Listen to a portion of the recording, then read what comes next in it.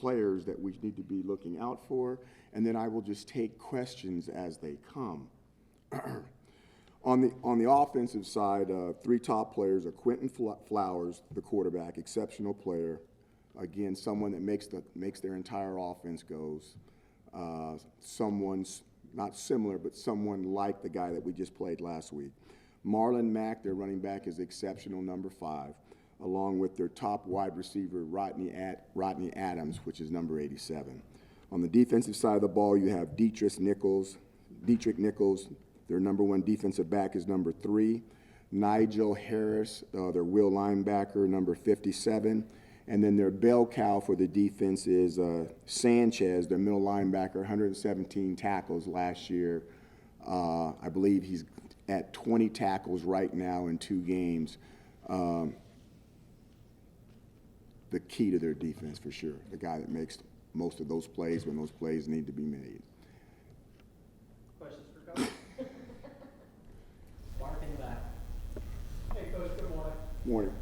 You said after the game Friday night that the numbers could be alarming for people, and the numbers the defense allowed would be alarming to most people. Are they alarming to you? Is this win is too much? Oh, that was too much. When to say when, that was too much. But the key is when you look back and you look at the stretch coming out in half when we were down by 14, and I believe we had numerous 3-and-outs on offense. We were in that football game. You're talking about a team that's ranked, top 10 in the country right now. And they've had 3 to 4 years with the same coaches, with the same system, with an opportunity to recruit.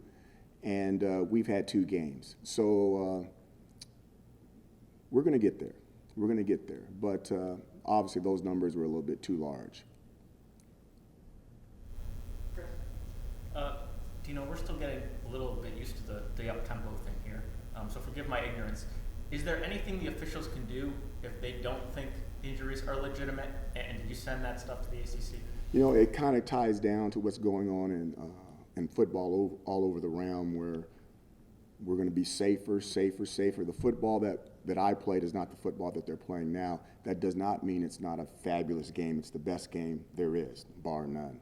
But anytime it comes down to injuries or anything like that, they're going to always side to the players, and they're not wrong in doing that. We need to protect the game, and by the way you protect the game is by protecting the players that play the game. So I think that most teams will be able to do that over and over and over again. Any kind of gauge as to Antoine and Juwan and how those guys are doing? I've gotten some medical things. They're still getting their final checks, so I don't know exactly where they're at. I have not even gotten a final thing on them yet. They got people looking at them, so it's going to be down the road. They both seem long term.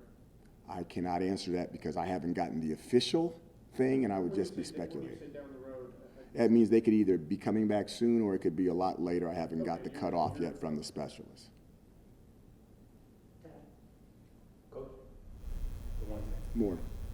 Looking forward, what do you see what's the most important thing you've taken away from the game on Friday that you can use to help improve on Saturday? Well, in talking to the team that was in the same seats you guys were in on Saturday, when you go back through the tape, there were numerous mistakes offensively and defensively that we could have made to make that a much, much closer game. As exciting as a player as Lamar was, we helped him too, He was really, really good, but there was things that we could have done that could have slowed him down that would have gave us a better opportunity. On the offensive side of the ball, there was a lot of mistakes that we made ourselves. Now, don't get this wrong. Some of the athletes on the other side helped create those mistakes that we didn't do well. Don't take anything away from Louisville. But again, there were things that we could have controlled to have more success that we didn't. When you go back at the game and you look at the special teams, Coach Kaufman did a great job. I really believe we won the special teams battle. And it's probably one of the reasons why we still had an opportunity to win that game, because we did dominate the special teams part of it so completely. There's 3 phases: offense, defense, and special teams. And normally when you lose 2 of the 3 phases, you're going to lose the game. But we were very dominant in the special teams, which gave us a chance. We just got to go back and take care of the things that we can take care of. There's no doubt that's a fabulous opponent. They're going to have an opportunity to do great things this year, and we've got to make sure that we grow from it. As well as they played against us with the athletes they had, we're going to find teams with just as many good athletes that those guys had, but they played extremely well against us, and we need to make sure that we're crossing our T's and our dotting our I's, that we can play well also when we play teams of that caliber. You talked about creating depth at positions by having guys practice at different positions. Is there anyone you're planning on moving over to defensive back during practice this week? We've got our ideals on some. First of all, we're going to see if the depth at the position can handle the situations, if they can step to the forefront. And if that's possible, then no. If the young men that are in the depth, if they can't handle it, then we'll have to see if we can get that cured up from other positions. Answered your question? Okay. Nico and Mark. Coach, Nico? as far as South Florida coming up this week, what do you say to the guys, whether it was the meeting you mentioned on Saturday or throughout the week, to make sure Louisville's now in the past and they're focused on another tough team coming in here this weekend? Well, the one thing that you want to do as a football coach is you want to always make sure that a team only beats you once. You can't let that thing linger around. It only counts as one loss, and if you let it linger around too long, they can beat you twice. We've got to regroup.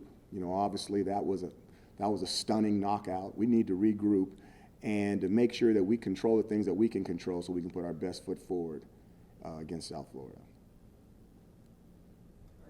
Coach, you mentioned that Cody Flowers was like the guy who just played last week.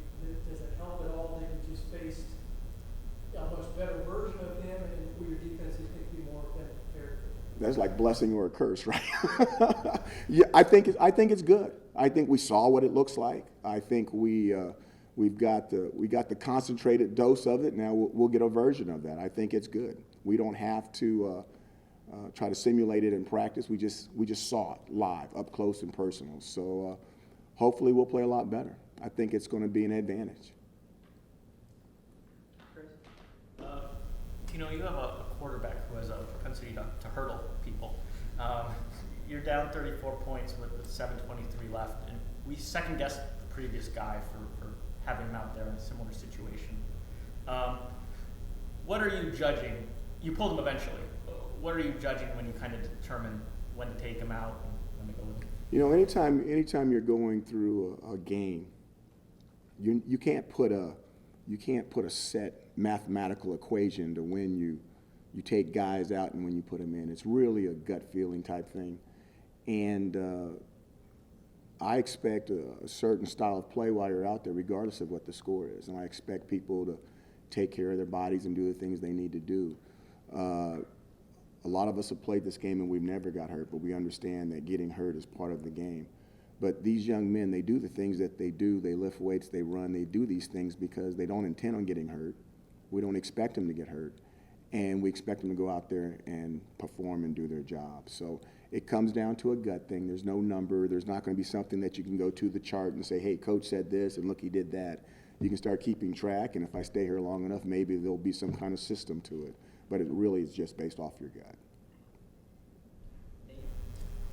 So you've been asked about Garoppolo a bunch in the past, but And on some of them I didn't answer. he made his debut finally last night. Did you get a chance to watch it? What did you take away from his performance, or did you even reach out to him in the week leading up to the game? No, he's busy. He's an NFL quarterback. I don't have time to reach out from him. I just got through seeing another quarterback. I'm reaching out to our players based off that last game. I'm really glad that he did well. It does not surprise me that he did well. And I think sometimes people, the thing you got to remember is that he's got new coaches. His head coach is really good. The offensive coordinator's been with the head coach a long time. The system they've ran for a long time, and he's had, 1 or 2 years to sit in the system. And he's a good player. And he's got a hell of a guy to watch and just do what he does. So I think he'll be okay. He's a smart young man. Great family. Dad, Tony's a great guy. His mom's great people, great family. Obviously, playing offenses and quarterbacks like this, the defensive ends keeping contained is really important. When you got a chance to go back and watch film, how would you assess that group, and then what's kind of the emphasis for them heading toward USF? It's not just one group. Anytime you're playing quarterbacks like that, you have to have various contained. Sometimes the defensive ends have contained, sometimes the linebackers have contained, sometimes the tackles have contained, sometimes the safeties have contained.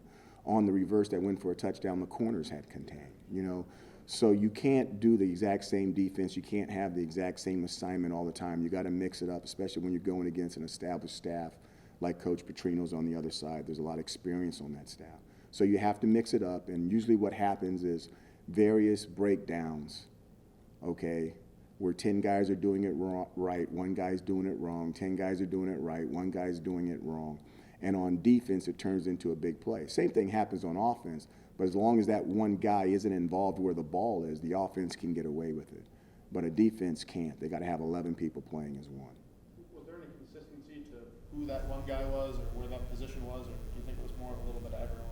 I think it was a little bit of everyone. Time for 2 more questions. Second row on the right. Hi, Coach. After the first 2 games, Hi. Sorry.